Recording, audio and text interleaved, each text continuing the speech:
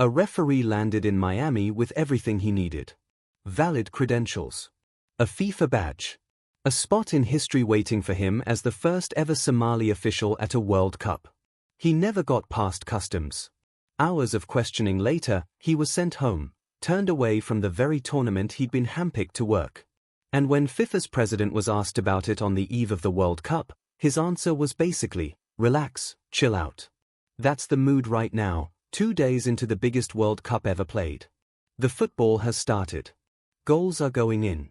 But almost nobody's talking about the matches, because a completely different story is taking over the headlines.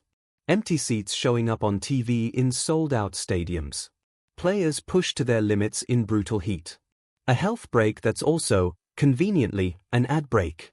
And a growing sense that this tournament's biggest opponent isn't on the pitch at all. Let's dig into all of it, because the people who love this game deserve to know exactly what's going on. So let's start with the story that's blown up bigger than almost anything else, Omar Artan. Artan is one of the best referees on the planet, Africa's top referee in 2025, and FIFA chose him for this World Cup. He was about to become the first Somali ever to officiate at one. A massive moment, not just for him, but for African football. Then he landed in Miami and got stopped at the border. After hours of questioning, US officials denied him entry, citing vetting concerns and an alleged connection to suspected terror groups. No real explanation beyond that. FIFA confirmed he wouldn't be allowed to work the tournament. He flew home to Somalia, where he was welcomed like a hero, even though he never set foot on the pitch he was assigned to. Think about that for a second. A referee FIFA itself selected, with FIFA's own credentials, was blocked from entering the country hosting FIFA's own World Cup, and FIFA couldn't do a thing about it. So when reporters asked FIFA President Gianni Infantino about it just before kickoff, what did he say? Unfortunate. But we don't control everything. Maybe sometimes it's good to just chill, relax. Now, technically, he's right. FIFA doesn't control US border decisions. That part's true. But coming right after a story like Artan's, chill and relax landed about as well as you'd expect. It instantly became the quote of the tournament, for all the wrong reasons. And here's the thing, Artan wasn't a one-off. Once you start pulling on this thread, it doesn't stop. Multiple team staff across several countries have had visas rejected. Federation officials have hit entry issues of their own. Accredited journalists, people with proper credentials, are getting denied entry or stuck with single-entry visas, which is a nightmare when you're covering a month-long tournament across 3 countries. Then there's Iran. Their federation says the US would only let the team in 1 day before each match. 1 day. So their plan became, cross into the US, play the game, cross back into Mexico, repeat. At least 15 of their staff were hit with entry problems, and their official ticket allocation was reportedly pulled just days before their opener. And it's not just teams, it's fans too. Dozens of Moroccan supporters, with valid tickets and all the right paperwork, were denied travel visas outright. 4 competing nations, Iran, Haiti, Côte d'Ivoire, and Senegal, are on restricted travel lists that create extra hurdles their fans face but others don't. And 15 countries with teams in this World Cup, including Brazil, Algeria, Egypt, Ghana, Uruguay, and more, are on a broader US visa suspension list. Human Rights Watch summed it up bluntly, even people with valid tickets are risking phone searches, interrogations, and detention, especially if their social media shows any criticism of the current administration. That's not a maybe.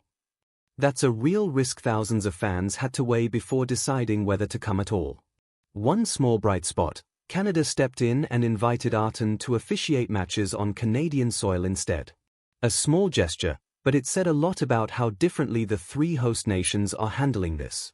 Now let's talk about what's happening inside the stadiums, because this one's playing out live on camera. South Korea beat the Czech Republic 2-1 in Guadalajara. FIFA's official number, 44,985 fans in a stadium with capacity for 45,664, basically a sellout on paper. Yahoo Sports.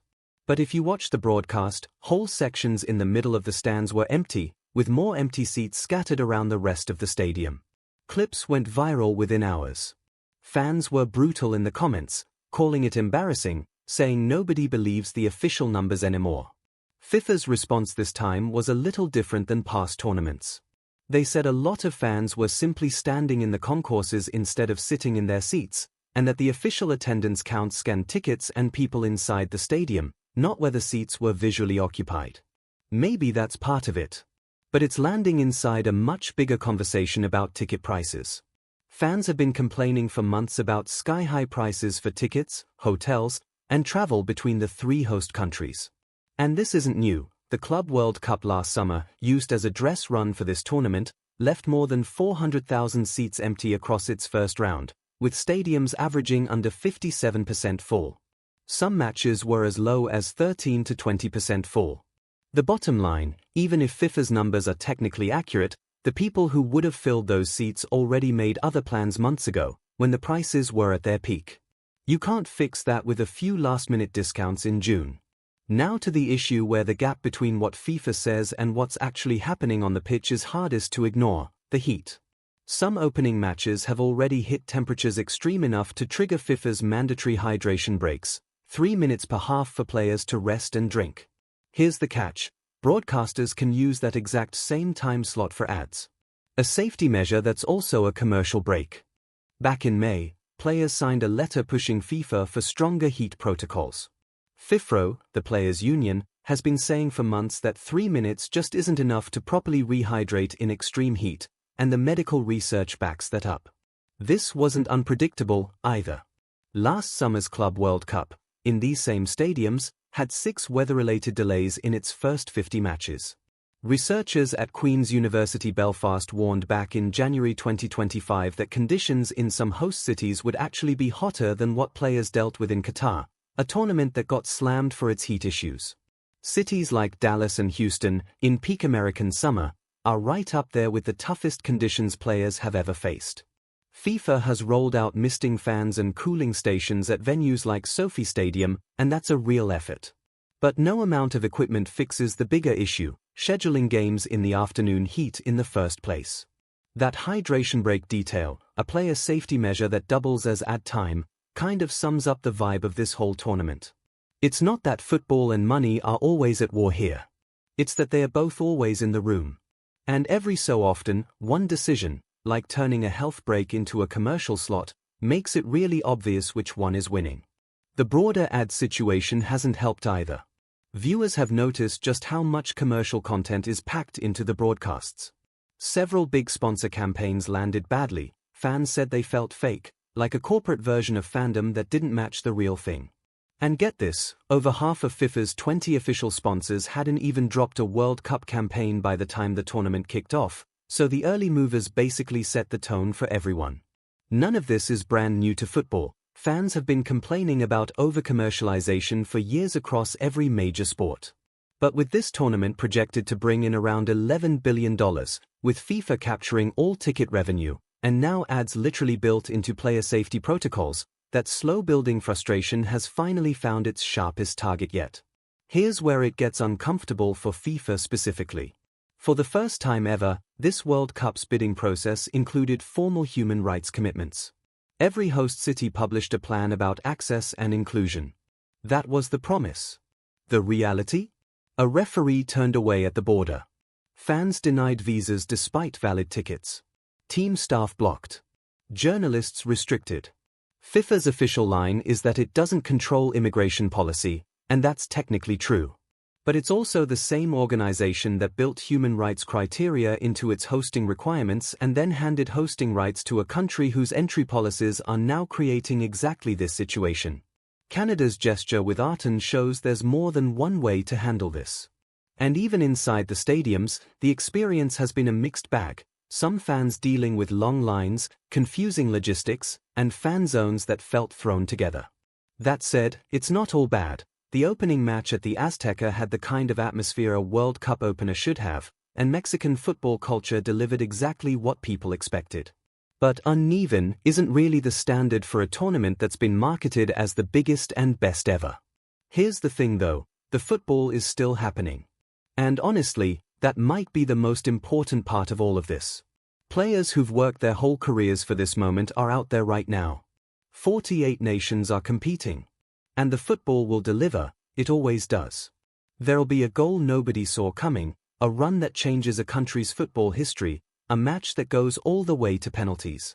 But right alongside that story, there's this other one: the referee sent home, the fans who couldn't make it, the seats that look empty no matter what the official numbers say, the health breaks doubling as commercials, the open investigations into ticket pricing. That story isn't separate from the football. It's happening at the exact same time, and it's going to be part of how people remember this World Cup, whether FIFA likes it or not.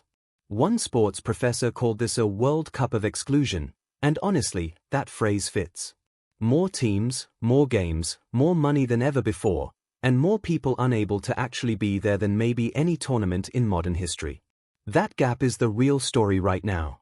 And when the head of FIFA tells people to chill out about a referee getting denied entry, about fans getting turned away at borders, about open legal investigations into how tickets were sold, it raises a fair question.